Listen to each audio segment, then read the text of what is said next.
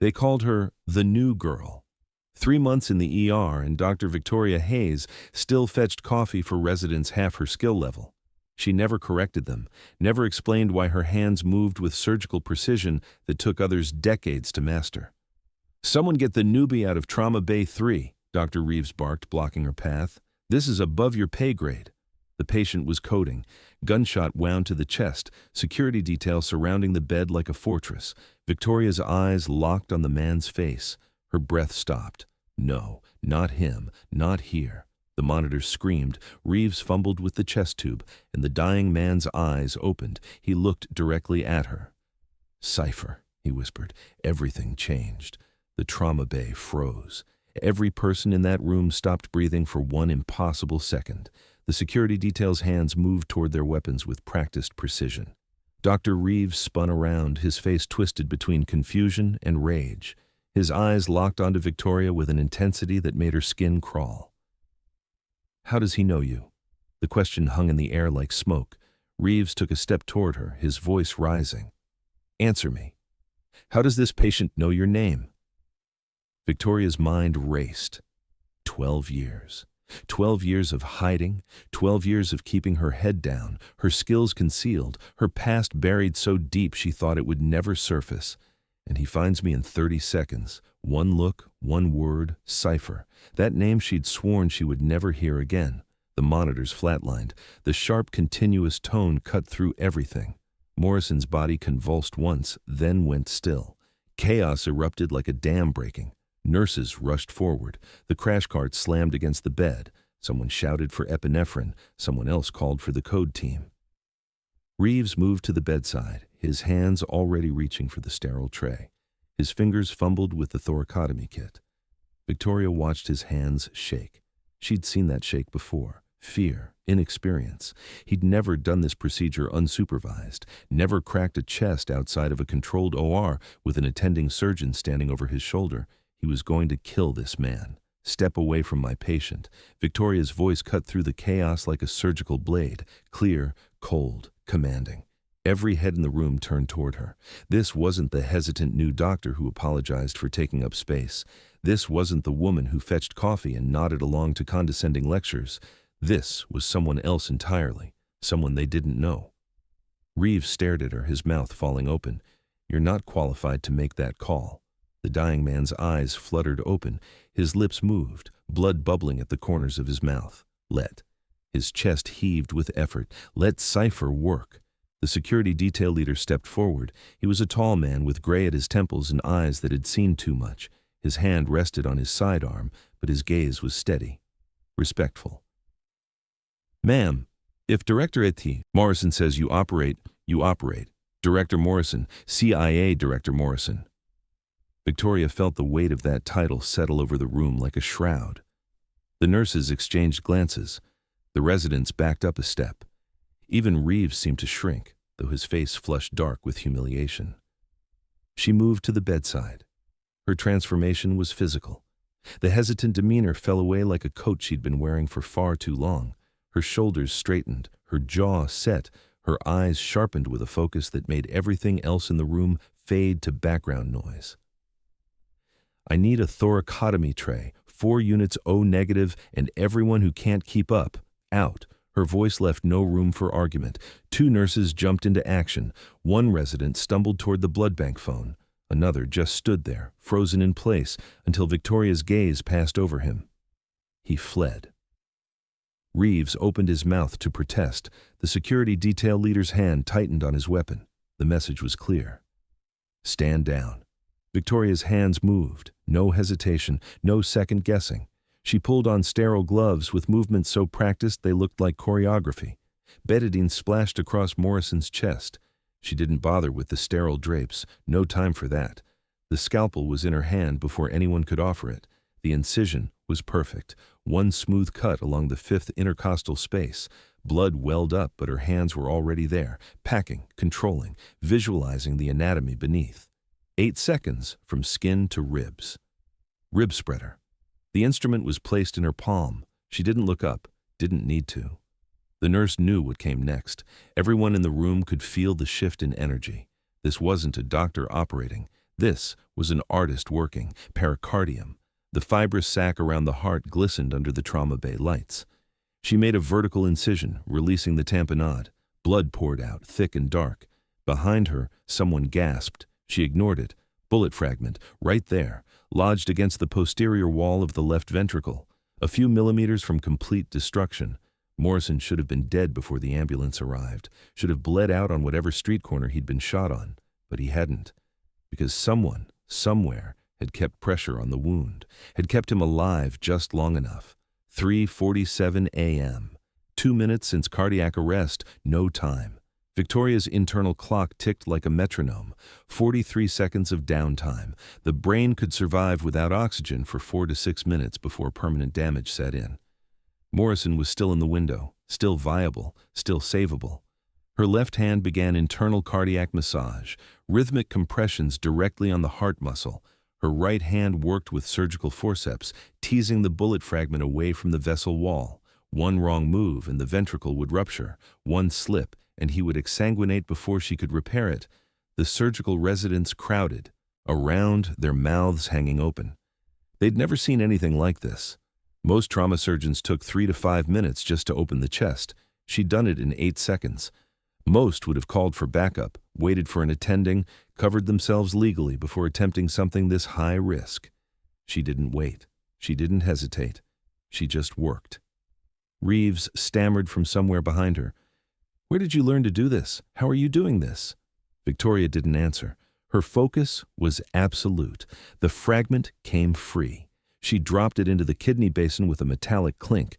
Her suture needle was already threaded, 3 figure of 8 stitches to close the ventricular wall. Her fingers moved faster than thought. The heart quivered under her palm, then contracted, then beat. Sinus rhythm. The nurse's voice was barely a whisper, like she was afraid to believe it. The monitor beeped. Once, twice, a steady rhythm building. "We have a pulse." Morrison's eyes fluttered open. His gaze found Victoria immediately. A ghost of a smile touched his blood-stained lips. "Still got it, Cypher." The security detail exchanged glances. They knew that name. They knew what it meant. One agent, a younger man with sharp eyes, pulled out his phone and stepped into the hallway. His voice carried back through the partially open door. "Yes, sir, it's confirmed. Dr. Victoria Hayes is Cypher. She's here. Morrison's stable." Victoria closed her eyes for just a moment. It was over. The secret she'd protected for 12 years, the identity she'd buried so deep she sometimes forgot it had ever been real. Gone, exposed, all because of one emergency, one dying man, one whispered name. Reeves stood frozen by the crash cart. His face had gone from red to white. The humiliation rolled off him in waves. He'd been shown up, outclassed, made to look like a child playing doctor by the woman he'd dismissed as incompetent. The woman he'd sent to fetch coffee. The woman he'd blocked from interesting cases because she was too new, too inexperienced, too much of a liability. He turned and walked out.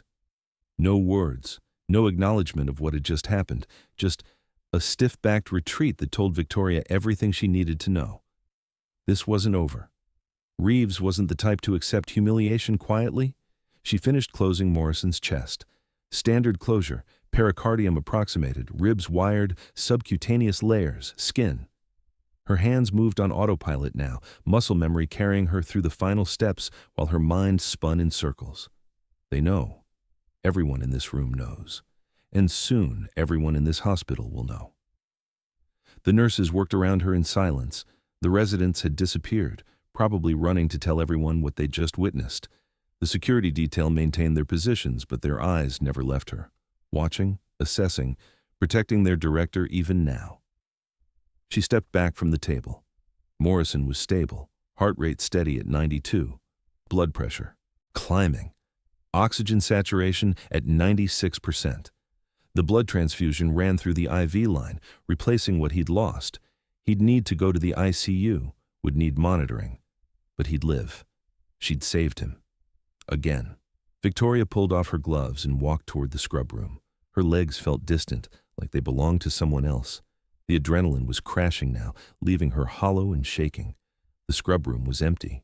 She stood at the sink and turned on the water. Hot as she could stand.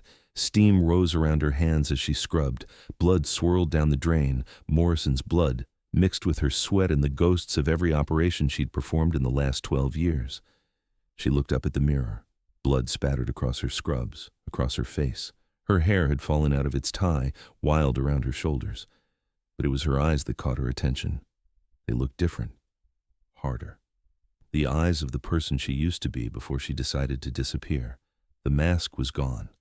All these months of playing the incompetent newbie, of accepting condescension and dismissal, of hiding her skills behind a veneer of uncertainty, shattered in 8 seconds, one incision, one impossible save. They know.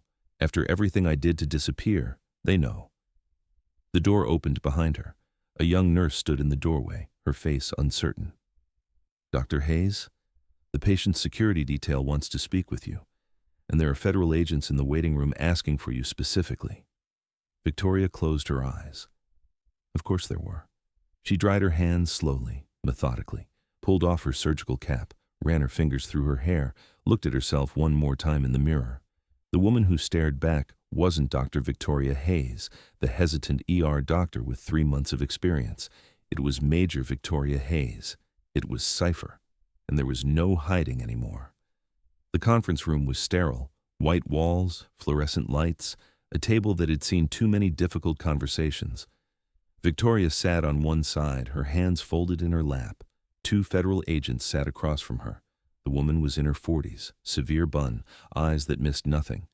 The man was younger, muscular, the kind who looked uncomfortable in a suit. "Dr. Hayes." The woman's voice was neutral, professional, but there was an edge underneath. Or should we say, Major Hayes? Silence. Or do you prefer Cypher? Victoria remained still. Years of training kicked in like a switch being flipped. Never volunteer information, never react, never give them anything they don't already have. Her face was a mask, her breathing controlled. She could sit here for hours if necessary. The lead agent, the woman, slid a folder across the table. It landed in front of Victoria with a soft thud. Manila, classified stamps across the front. She didn't need to open it. She knew what was inside. Major Victoria Hayes, Army Special Operations, trauma surgeon. The woman recited the facts like reading a grocery list. Conducted 127 field operations in classified zones. Distinguished Service Cross, 3 Bronze Stars, 2 Purple Hearts. And then, in 2020, you vanished. Victoria's jaw tightened, just disappeared. The agent leaned forward. No forwarding address, no contact with former unit members. You resigned your commission, took your medical license, and became a ghost. Why? The question hung in the air. Victoria looked at the folder, at the classified stamps, at the evidence of a life she'd tried so hard to bury. Her throat felt tight. When she finally spoke, her voice was quiet. Kandahar Province, 2019. The room seemed to shift. The walls faded. The fluorescent lights became the harsh Afghan sun beating down on canvas tents. Victoria's eyes glazed over, seeing something the agents couldn't. We were running a mobile surgical unit for special operations, forward operating base, off the books, deep in hostile territory. Our job was to keep operators alive long enough to get them to a real hospital. She saw herself then, younger, harder, confident in a way she'd forgotten how to be, standing in a surgical tent with blood on her hands and determination in her eyes, barking orders to her team, saving lives that should have been lost. I had a team, 12 people, best combat medics and nurses in the service. Her voice softened with something like affection, like grief. They could work miracles with duct tape and prayer.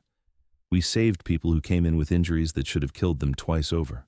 Traumatic amputations, sucking chest wounds, blast injuries that turned human bodies into puzzles we had to piece back together. The male agent shifted in his seat. We were good. Victoria's hands clenched in her lap. We were the best.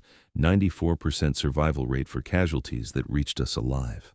Command called us the Miracle Unit. Then came Operation Silent Echo. The room grew colder. Victoria's breathing changed, shallower, faster. Her eyes were far away now, seeing things that still woke her up at 3 a.m, things she'd tried to drown in work and distance and the lie of being someone new. Intelligence leak.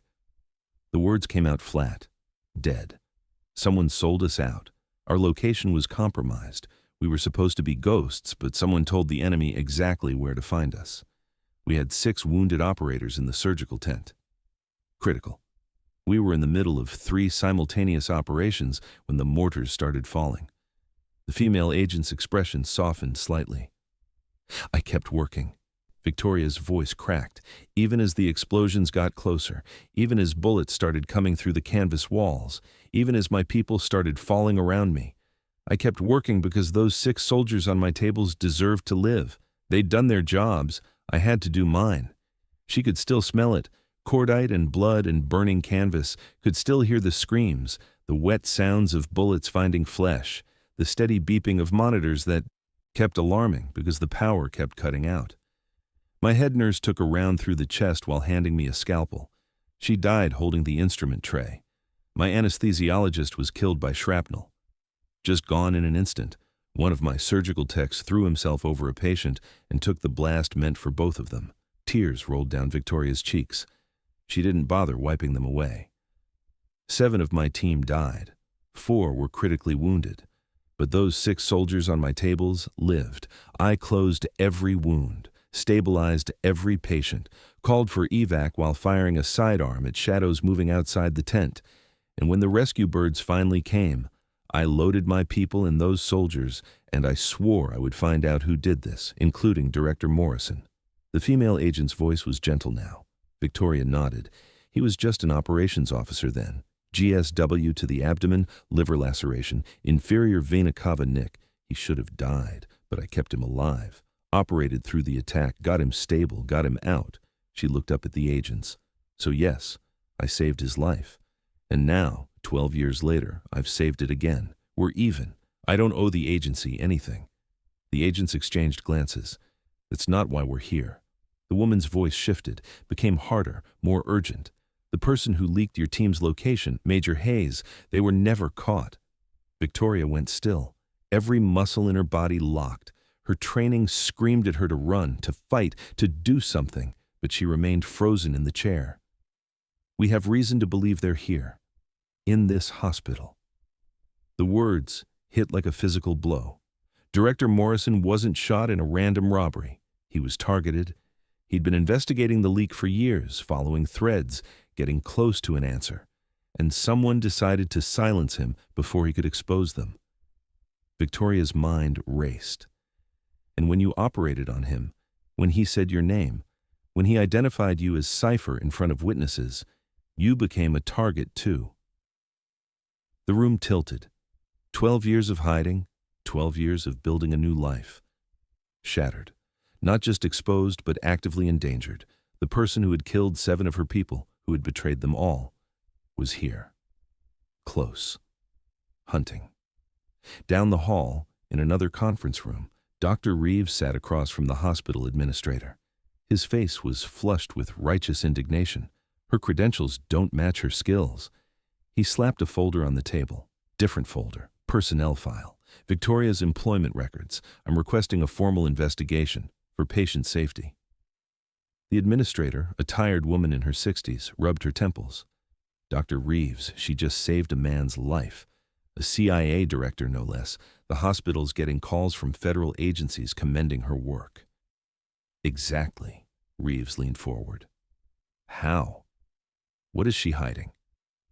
Nobody with 3 months of ER experience performs an emergency thoracotomy like that. Nobody. Either her credentials are fraudulent or she's been lying about her qualifications. Either way, it's grounds for immediate suspension pending review. The administrator sighed. I'll call an emergency board meeting. Victoria returned to the ICU. Her mind spun with everything the agents had told her. The leak, the threat, the target on her back. But Morrison was her patient. She needed to check on him, needed to see with her own eyes that he was stable.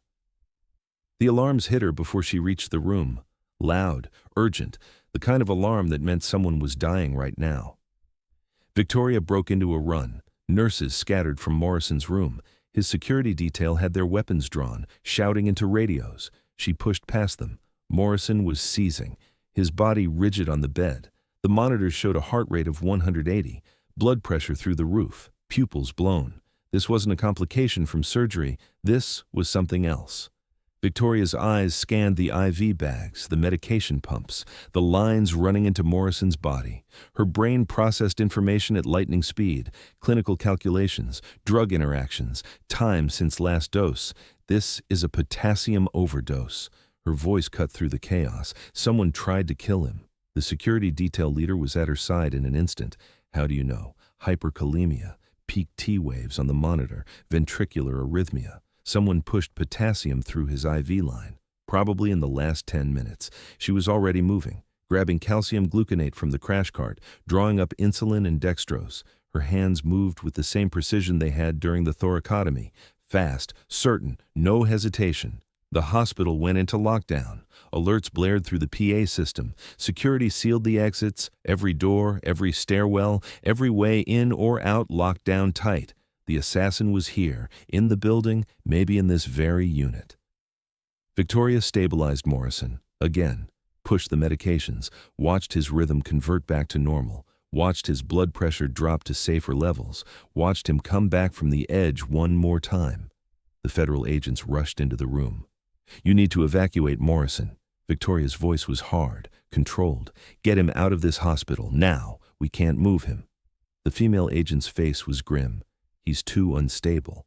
Another transport could kill him. You're the only one who can keep him alive long enough to identify who tried to kill him." Victoria stared at her. "I came here to hide, to heal. And now I'm right back in the war." The words echoed in her mind. All those years of running, of trying to be someone new, of attempting to forgive herself for surviving when her team hadn't, all of it meaningless. The war had found her anyway. Dr. Hayes. Reeves stood in the doorway. His face was cold, triumphant. "You're suspended pending investigation. Step away from that patient." Victoria looked at him, at his petty vindictiveness, at his wounded ego masquerading as concern for patient safety. Behind him, she could see hospital, security, administration. The chief of medicine looking uncomfortable but determined, the institutional threat and the lethal threat converging at the same moment. Reeves took a step forward. "I said step away from that patient. You are no longer authorized to practice medicine in this facility." The security detail leader moved to intercept him. "Sir, this is a federal crime scene. You need to leave." Reeves ignored him. His eyes were locked on Victoria. "This is my hospital, my authority, and I'm telling you to leave this room immediately."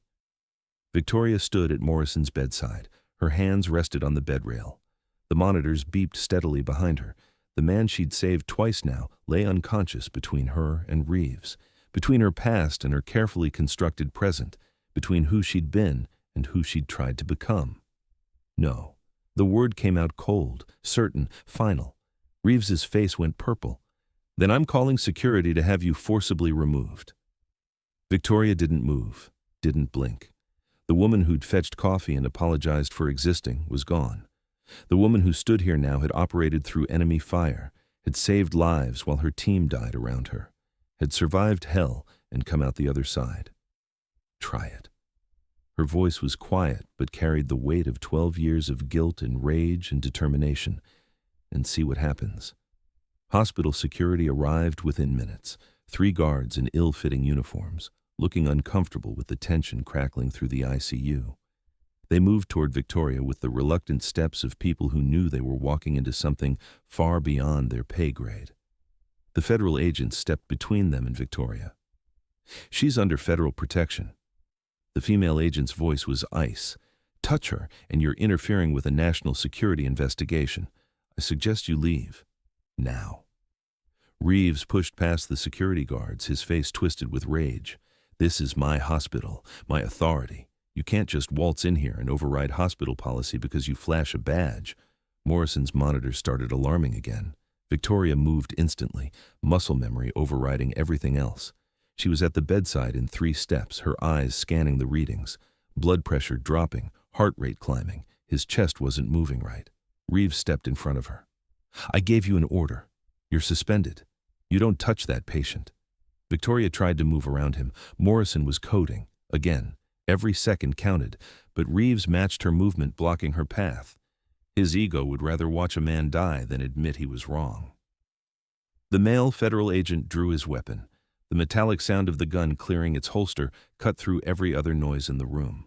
He didn't point it at Reeves, didn't need to. The message was clear enough. Doctor, for the last time, step aside.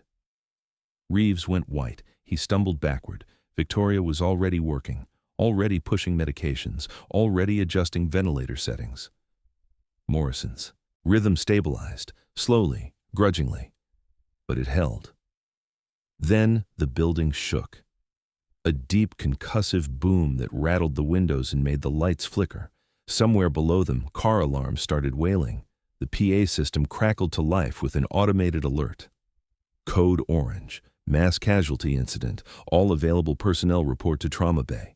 The female agent's radio exploded with chatter. Explosion in the parking garage, multiple casualties, unknown number of victims. Victoria's head snapped up. How many? The agent listened to her earpiece. 7 critical incoming. ETA 3 minutes. The Trauma Bay was already overwhelmed. Morrison in the ICU, the aftermath of his surgery. Limited staff at 4 in the morning. And now, 7 more critical patients about to pour through the doors. Reeves grabbed his phone. We need to transfer some to County Medical. We don't have the capacity. Victoria's voice cut through his panic. They'll die in transport. We operate here, now. The federal agent looked at Victoria. 3 of those victims are Morrison's security detail. This was coordinated. They're using the chaos to get another shot at him. Victoria understood immediately. The assassin wasn't done. The potassium overdose had failed, so they'd escalated, created a mass casualty event to pull resources away from Morrison, to create confusion, to create opportunity. She moved toward the door. Reeves called after her, "You're suspended. You can't just take over the Trauma Bay." Victoria didn't slow down, didn't look back. Watch me. The Trauma Bay was chaos when she arrived. Nurses running between rooms, residents looking lost. The charge nurse barking orders that no one was following because everyone was too panicked to think straight. Victoria walked to the center of the bay. Her voice rang out with command authority that made everyone freeze. You, she pointed at a surgical resident, set up Bay 2 for emergency craniotomy. You, a nurse. Start massive transfusion protocol. Get every unit of O negative we have. You, another resident. Call in every available surgeon. I don't care if they're off duty. I don't care if they're sleeping. Get them here now. The staff hesitated, eyes darting to the doorway where Reeves stood, looking for permission, looking for someone to tell them what to do. Victoria's voice cracked like a whip. People are dying. You can question my authority after we save them. Move. They moved. The first ambulance screeched to a halt outside. Paramedics burst through the doors, pushing a gurney at a run. Male, early 30s, blast injuries, massive hemorrhage. The man's uniform identified him as security detail, Morrison's team. Bay 1. Victoria was already gloved and gowned. Time of injury? 4 minutes ago. The paramedic was breathless. He's had 2 rounds of epi. We can't get a pressure. 4:23 a.m. Victoria's hands were already working, establishing access, pushing fluids. The man's abdomen was distended, hard, internal bleeding. He needed surgery 5 minutes ago. Emergency laparotomy. She called out orders without looking up. I need a surgical team in here now. The second ambulance arrived. Female, 20s, head trauma, GCS of 5. Bay 2, the craniotomy setup. Someone else would have to take that one. But there was no one else. The attending trauma surgeon was still 20 minutes out, 4:28 a.m.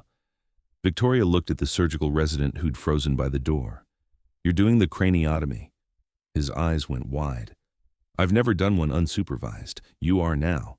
Drill burr holes. Relieve the pressure. I'll talk you through it. Go. He went.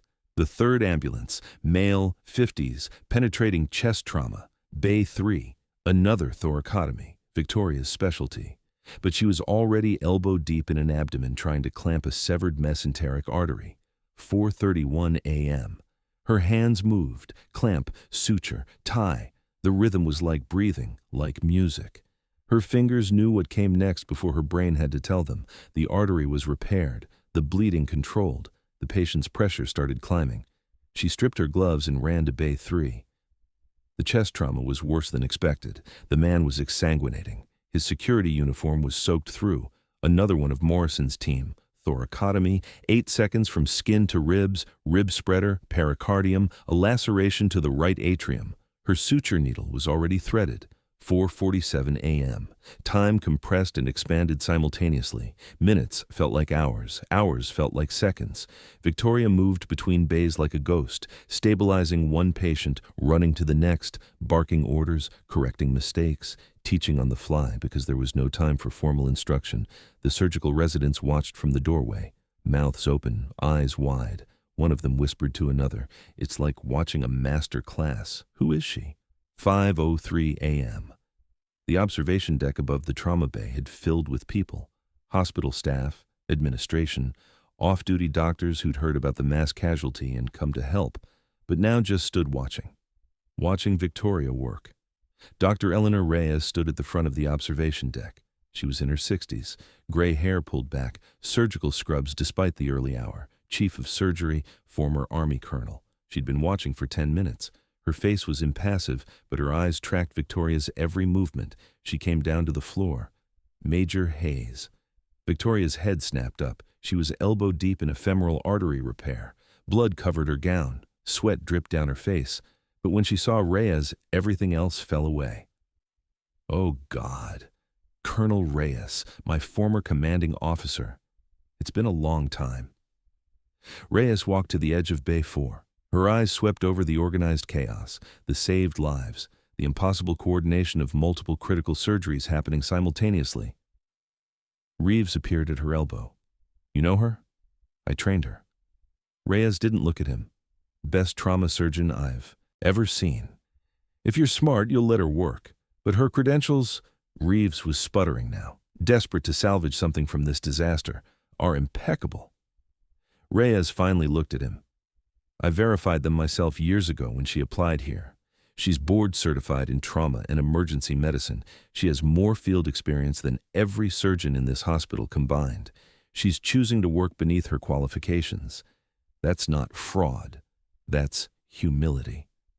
Reeves opened his mouth, closed it, opened it again. No words came out. The federal agents were reviewing security footage in the hospital's surveillance room, frame by frame, looking for anything suspicious, anyone who didn't belong. There. The female agent froze the image, one of the casualties from the parking garage explosion, male, 40s, wheeled in on a gurney. But his injuries didn't match the others. No burns, no blast pattern. His clothes weren't torn. He's a plant. The male agent grabbed his radio. "We have an active threat. Male, 40s, posing as a patient, likely carrying a weapon." "Which bay?" The surveillance operator checked the tracking system. "Bay 5, right next to Morrison's ICU room." The agent radioed Victoria. "Dr. Hayes, we have a situation. Active threat in Bay 5. Do not approach." Victoria was in the middle of tying off a bleeder. "Which bay?" "Bay 5, right next to you." Victoria finished the suture. 3 more ties. The bleeding stopped. She stripped her gloves and gown, walked out of Bay 4 and directly toward Bay 5.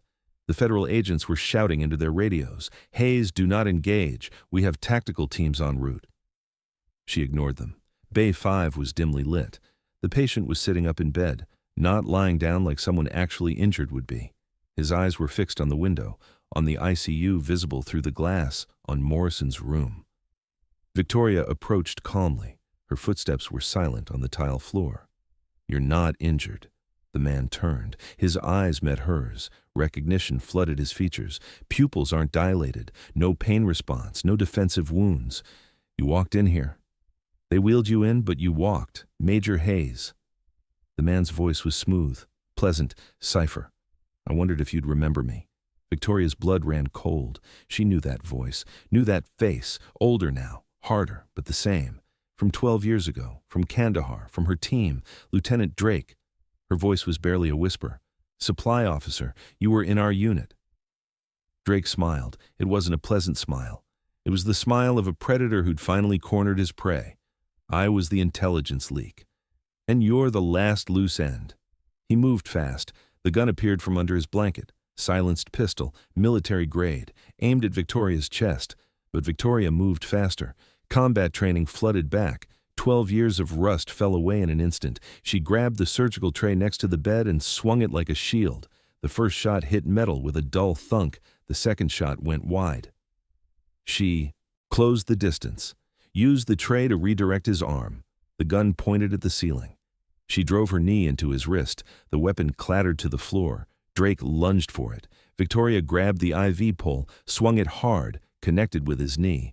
The joint bent sideways with a wet crunch. Drake screamed and went down. Nurses were screaming. Patients were panicking. Alarms blared from every direction.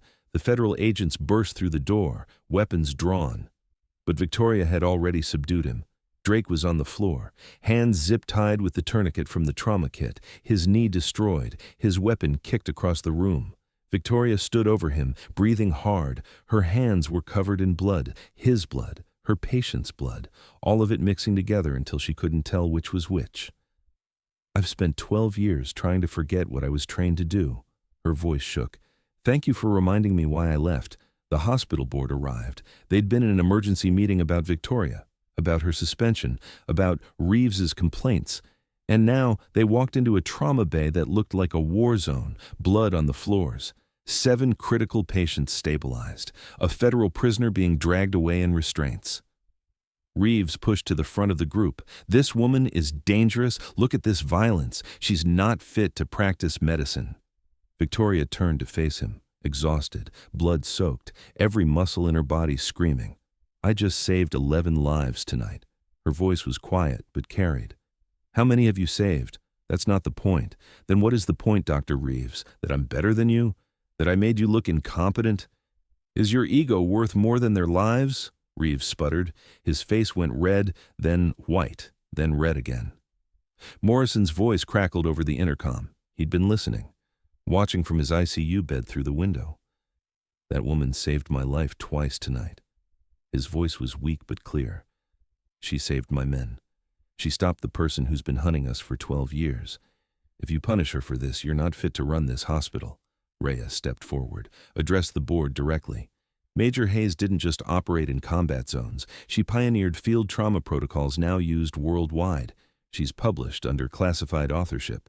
Her techniques are taught at Walter Reed, at Johns Hopkins, at every major trauma center in the country. She's a legend in military medicine.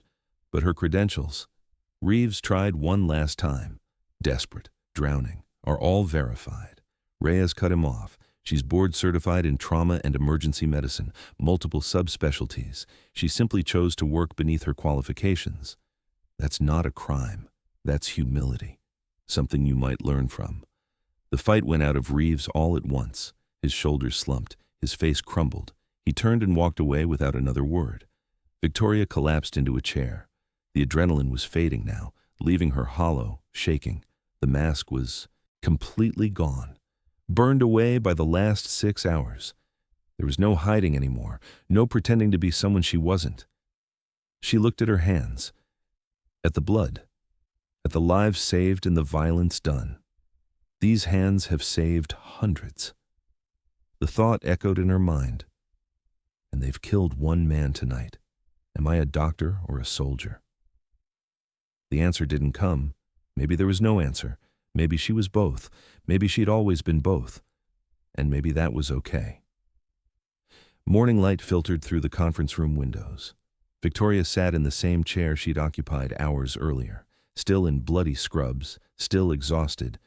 The adrenaline crash had left her hollow and shaking, but she couldn't leave yet. There were things that needed to be resolved, conversations that needed to happen.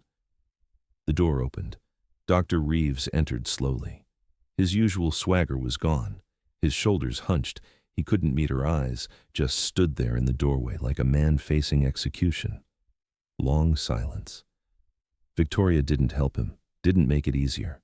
She just sat and waited. Let the weight of everything that had happened settle between them like a physical presence. I owe you an apology. Reeves's voice was barely above a whisper. He moved to the chair across from her but didn't sit, just gripped the back of it with white-knuckled hands. I was threatened by you. From the first day, you moved with a confidence I've never had, a certainty. And instead of learning from you, instead of asking how you did it, I tried to tear you down. Victoria watched him, her face expressionless.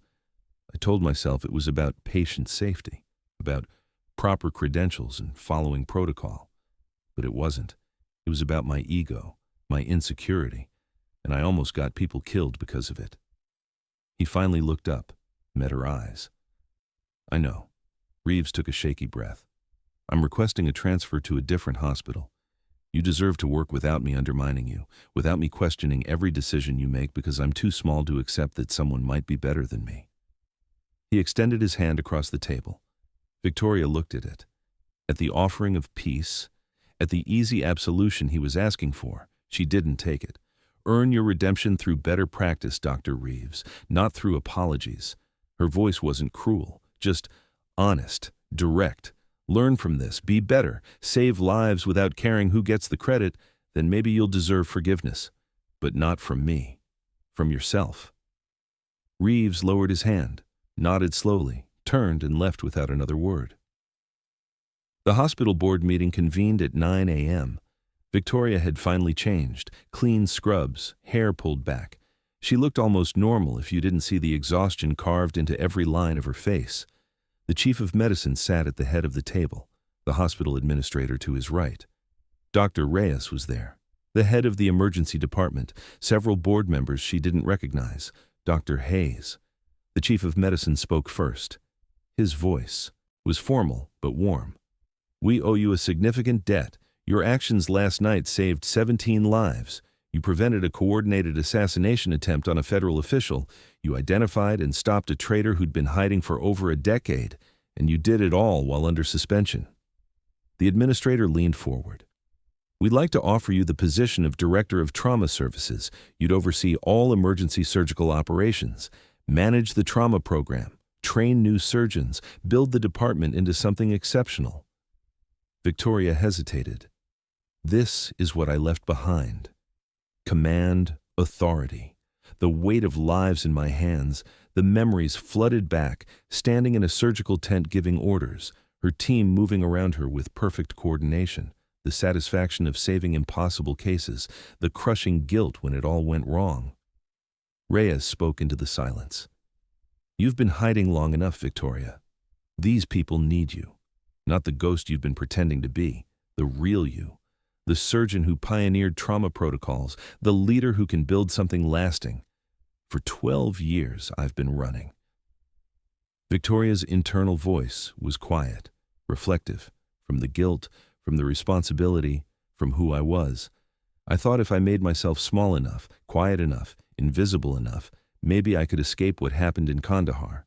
Maybe I could forgive myself for surviving when my team didn't. But last night when I operated, I didn't see ghosts. I saw people who needed me, living people, people with families and futures and reasons to survive. Maybe redemption isn't in forgetting. Maybe it's in remembering why I became a surgeon in the first place, to save lives, to be the person standing between death and the people who deserve to live. She looked at the board, at the faces watching her, waiting for her answer. I'll accept, on one condition. The chief of medicine nodded. Name it.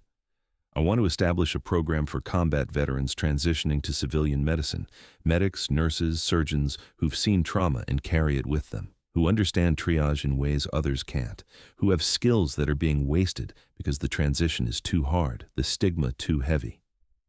Victoria's voice grew stronger, more certain. They're struggling in silence, feeling like they don't belong, like their experiences make them damaged goods instead of exceptional healers. I want to build a bridge for people like me, a program that helps them translate combat medicine into civilian practice. That gives them support and training and a community that understands. The board members exchanged glances. The administrator smiled. Done. We'll allocate funding immediately. Victoria visited Morrison's ICU room that afternoon. He was sitting up now. Color had returned to his face. The monitors showed steady rhythms, normal pressures. He'd live. Would need weeks of recovery. But he'd live. Cipher. He smiled when she entered. His voice was stronger than it had been. Or, should I call you Director Hayes now? Just Victoria. She sat in the chair beside his bed. I'm not Cipher anymore. Haven't been for a long time. Morrison studied her face. You saved my life twice. Once in Kandahar. Once here. There's no debt big enough to repay that. There is one thing you can do." Victoria's voice was quiet, but firm. "The investigation into the intelligence leak. Find everyone involved, not for revenge, not for punishment, for closure, for my team. They deserve to know that the person who killed them faced justice. Already done." Morrison reached for the water cup on his bedside table. Victoria helped him drink. Drake was the last one. "We've been tracking this network for 12 years, 7 people total, all working for the same foreign intelligence service, all now either dead or in custody. It's over." Victoria felt something release in her chest, a tension she'd carried for so long she'd forgotten it was there. Over. The word felt strange, foreign, like speaking a language she'd never learned. 1 week later, Victoria walked into the trauma department. Everything looked the same. Same walls, same equipment, same nurses moving through their routines. But everything felt different. She felt different. The office door had a new nameplate, Dr. Victoria Hayes, Director of Trauma Services. She stopped and stared at it, at the title she'd spent 12 years avoiding, at the responsibility she'd run from. She wore her white coat differently now, shoulders back, head high, no more apologizing for taking up space, no more hiding her competence behind a mask of uncertainty. Dr. Hayes, a nurse, approached at a run. "We have a mass casualty incoming, multi-vehicle accident on the interstate, 8 critical patients, ETA 5 minutes. Old Victoria would have felt the panic rise, would have seen her team dying around her, would have been back in Kandahar with bullets coming through the canvas walls. New Victoria just nodded. "Assemble the trauma team. I'll meet them in Bay 1. She moved with purpose, no hesitation, no fear, just the calm certainty of someone who knew exactly what needed to be done and exactly how to do it. No more hiding. 6 months later, the hospital had changed. A new wing had been added, modern, bright, windows that let in natural light. The signage read, "Veterans Transition Medicine Program." Inside, the walls were covered with photos, success stories, former combat medics now working as civilian paramedics, nurses who'd served in field hospitals now staffing emergency departments, surgeons who'd operated in war zones now saving lives in peace. 15 former combat veterans now worked in this hospital's ER. Victoria stood at the front of a classroom, not a lecture hall, something smaller, more intimate. Around her sat 20 people in various stages of transition, some still in uniform, some in civilian clothes that didn't quite fit right, all of them carrying the weight of things they'd seen, things they'd done. You've seen. Things most civilian doctors can't imagine. Victoria's voice was steady, confident. That's not a weakness. That's your strength. You understand triage at a level others spend decades trying to learn. You can work under pressure that would break other people. You've saved lives in conditions that shouldn't have allowed anyone to survive. She looked at their faces, saw herself in every one of them, the guilt, the doubt, the hidden excellence they were afraid to reveal. Use what the war taught you, but don't let it define you. You're not soldiers anymore. You're healers. Both things can be true. Both things can coexist. You can honor what you were while becoming what you're meant to be. Dr. Reyes stood in the doorway, another surgeon beside her. Young, eager, fresh out of residency. That's Major Hayes, the one from the classified operations? The legend? Reyes smiled slightly. That's Director Hayes, the one who's changing how we think about trauma care, the one who's building a bridge between two worlds that needed connecting. In Trauma Bay 1, Victoria operated. A motorcycle accident, severe internal injuries, the kind of case that would have paralyzed her with fear 6 months ago, would have made her see ghosts instead of the patient in front of her. But her hands were steady, confident. No ghosts, just skill and focus and 12 years of experience she was no longer afraid to use. For 12 years, I thought redemption meant forgetting who I was. Her internal voice narrated as she worked, as she saved another life. But it meant accepting it. All of it. The soldier who learned to operate under fire. The the surgeon who pioneered new techniques, the survivor who carried guilt like armor. I am Cypher, and I am Dr. Victoria Hayes. Both names, both identities, both true. And that's exactly who these patients need. She left the hospital at sunset. The new wing glowed in the golden light. Victoria passed through it on her way to the parking lot, stopped at the memorial plaque mounted on the wall, in memory of the fallen healers of Operation Silent Echo. 12 names were engraved in brass. Her team, her people, the ones who died so others could live. Victoria touched the plaque gently. Her fingers traced the names: Captain Jennifer Wu, Lieutenant Michael Torres, Sergeant First Class David Kim. All of them, every single one. I finally figured out how to honor you. Her voice was a whisper, but steady.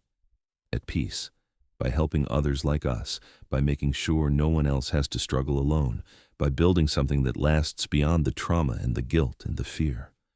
She walked away, no longer running, no longer hiding, just walking, moving forward, into whatever came next. The camera lingered on the plaque as her footsteps faded down the hallway. The names gleamed in the sunset light, a memorial, a promise, a bridge between who they'd been and who their legacy would help others become. The screen faded to black. Text appeared in white letters. Director Hayes' Veterans Transition Medicine program has since helped over 200 combat veterans return to civilian medicine. The ghost of Cypher became a beacon for others finding their way home.